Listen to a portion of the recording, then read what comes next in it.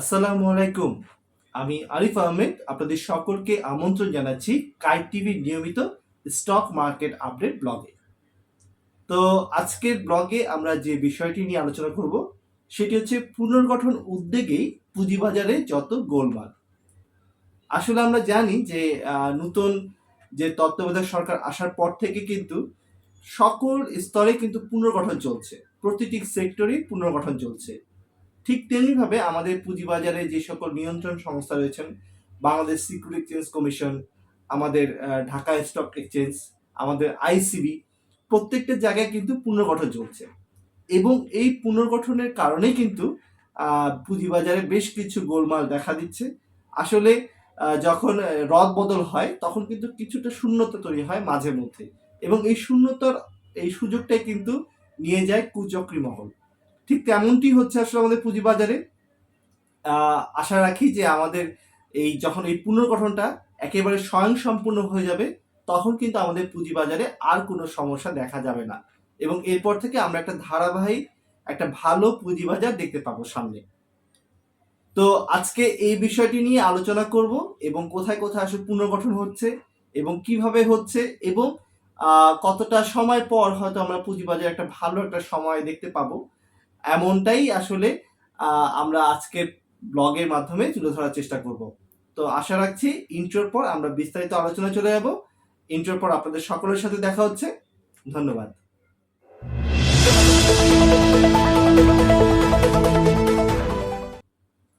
অসংখ্য ধন্যবাদ আমার ইউটিউব চ্যানেল অথবা আমার ফেসবুক পেজ কাইট টিভিতে আসার জন্য। তো যদি আপনি একেবারে নতুন হয়ে থাকেন আমার এই ইউটিউব চ্যানেলে, তবে অবশ্যই চ্যানেলটিকে সাবস্ক্রাইব করে নেবেন। আর যদি আপনি এই মুহূর্তে এই ভিডিওটি আমার ফেসবুক পেজ কাইট টিভিতে দেখতে থাকেন, তবে অবশ্যই এই কাইট টিভি পেজটিকে ফলো দিয়ে রাখবেন, লাইক দিয়ে রাখবেন। আর অবশ্যই যেই সুযোগটি আপনাদের জন্য সবসময় থাকে সেটি হচ্ছে স্ক্রিনে দেওয়া এই মুহূর্তে একটি হোয়াটসঅ্যাপ নাম্বার দেখতে পাচ্ছেন, যে হোয়াটসঅ্যাপ নাম্বারে আপনি আমার সাথে যোগাযোগ করতে পারেন সরাসরি স্টক মার্কেট রিলেটেড যে কোনো প্রশ্ন নিয়ে। তবে আমরা এখন যেটা চলে যাই, আমাদের মূল টপিকে চলে যাই, সেটা হচ্ছে পুনর্গঠন উদ্যোগেই পুঁজিবাজারে যত গোলমাল। শেখ হাসিনার সরকার পতনের পর অন্তর্বর্তীকালীন সরকারের প্রথম কিছুদিন পুঁজিবাজার আচরণ ছিল বেশ স্বস্তিদায়ক।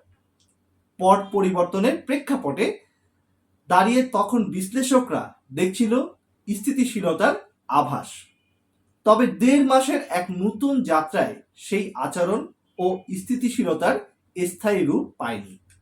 ষষ্ঠ সপ্তাহের মধ্যে পঞ্চম সপ্তাহে দাম কমেছে লেনদেনে থাকা বেশিরভাগ কোম্পানির শেয়ার। সূচক বাড়া কমার ক্ষেত্রেও আছে অস্থিতিশীলতা। অন্তর্বর্তীকালীন দায়িত্বপ্রাপ্ত পুঁজিবাজারে উন্নয়নের পুনর্গঠনের উদ্যোগ এবং সংস্কার প্রক্রিয়ার গোলমালকেই কাঙ্ক্ষিত লক্ষ্যে পৌঁছাতে ব্যর্থতার বড় কারণ হিসেবে দায়ী করছে পুঁজিবাজার বিশ্লেষকরা। এর জন্য তারা দুষছেন দায়িত্বশীল আর্থিক প্রতিষ্ঠান বিভাগের সময় অনুপযোগী সিদ্ধান্ত এবং নিয়ন্ত্রণ সংস্থা বিএসইসির নতুন কমিশনের বিতর্কের উদ্যোগকে। এফআইডি থেকে যে কমিশন গঠন করে দেওয়া হয়েছে এখন তার সদস্য নিয়োগে চলছে চরম বিতর্ক। সাবেক ব্যাংকার খন্দকার রাশেদ মাকসুদের নেতৃত্বাধীন কমিশনও এড়াতে পারছে না বিতর্ক। দায়িত্ব পাওয়ার পর এই কমিশন পুঁজিবাজারে বিগত সময়ের অনিয়ম অনুসন্ধানে 2টি কমিটি গঠন করেছে। এছাড়া ডিএসসি ও সিএসসি বোর্ড পুনর্গঠনও করেছে, কিন্তু এর প্রতিটি উদ্যোগই নানাভাবে জড়িয়ে গেছে পুঁজিবাজার সংশ্লিষ্টদের আপত্তি।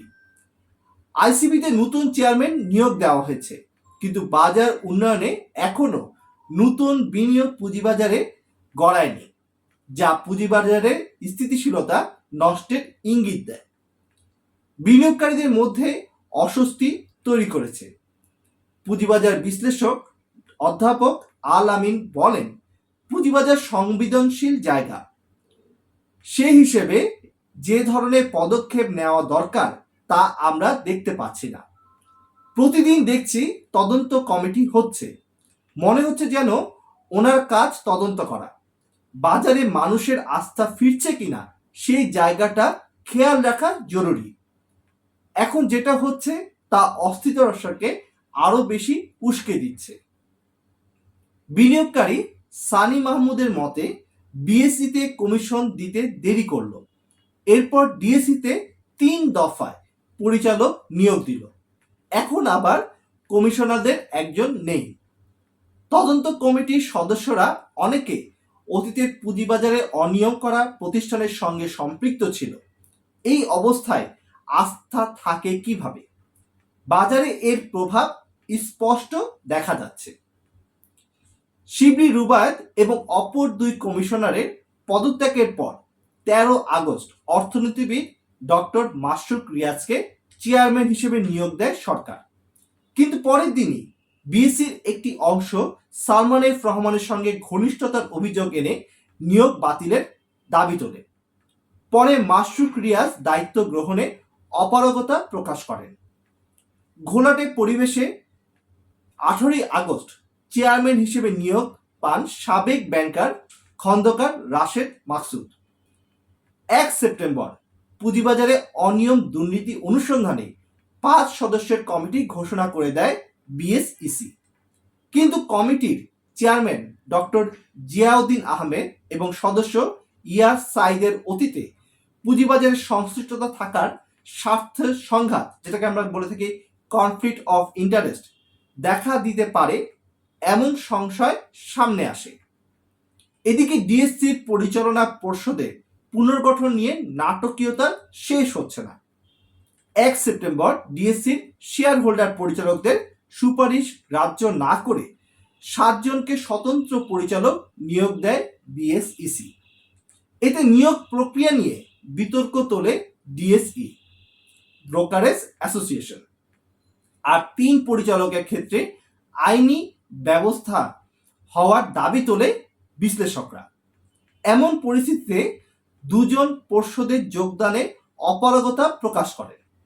2 সপ্তাহের বেশি ঝুলে থাকার পর 18 সেপ্টেম্বর ডিএসসিতে 2 জন এবং সিএসসিতে 7 জন স্বতন্ত্র পরিচালক নিয়োগ দেয় বিএসইসি।